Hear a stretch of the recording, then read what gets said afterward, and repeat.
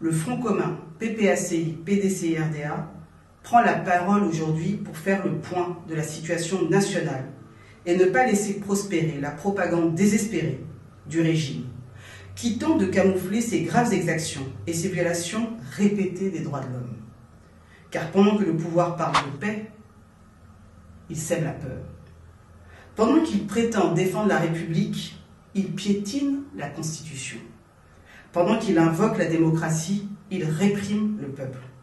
Depuis plusieurs semaines, des citoyens qui ne demandaient qu'à marcher pacifiquement pour dire non au 4e mandat sont arrêtés, battus, menacés, parfois enlevés.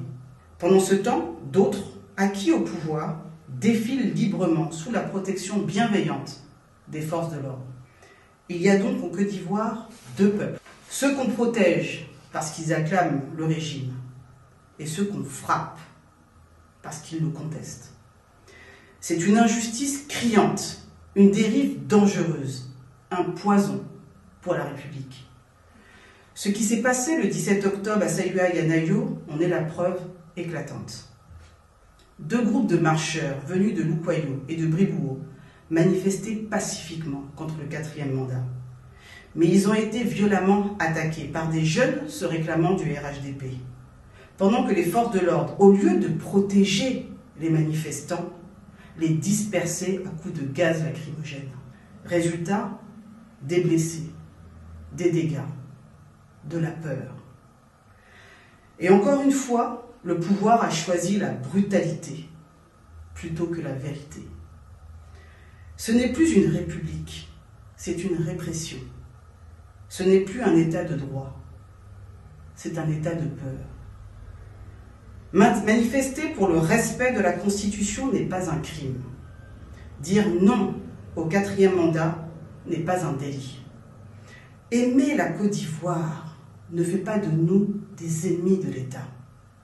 Et pourtant, selon le procureur de la République d'Abidjan, 700 Ivoiriens ont été arrêtés simplement pour avoir marché. Mais il n'y a pas 700 terroristes en Côte d'Ivoire.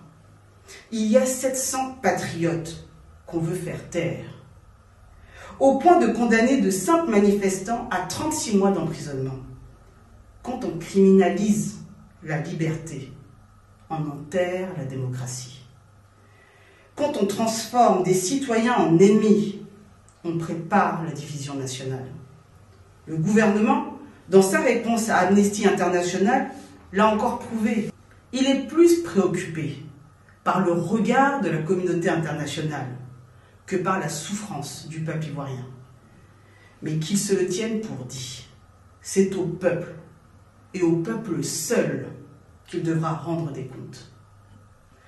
Aujourd'hui, une milice présentée comme une armée s'en prend à des civils.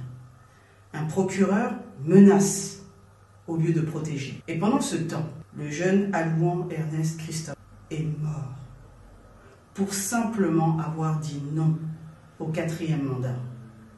En 2020, c'était le jeune Kofi Toussaint qui était décapité, sa tête servant à ses bourreaux de ballon de foot, juste parce qu'il s'était opposé au 3e mandat. Est-ce là la Côte d'Ivoire qu'on veut laisser à nos enfants? La police n'est pas au service d'un parti. L'armée n'est pas au service d'un homme. Elles doivent servir le peuple. Nous mettons en place un dispositif d'alerte et d'assistance pour les familles. Signalez-nous toutes les arrestations, disparitions et agressions au numéro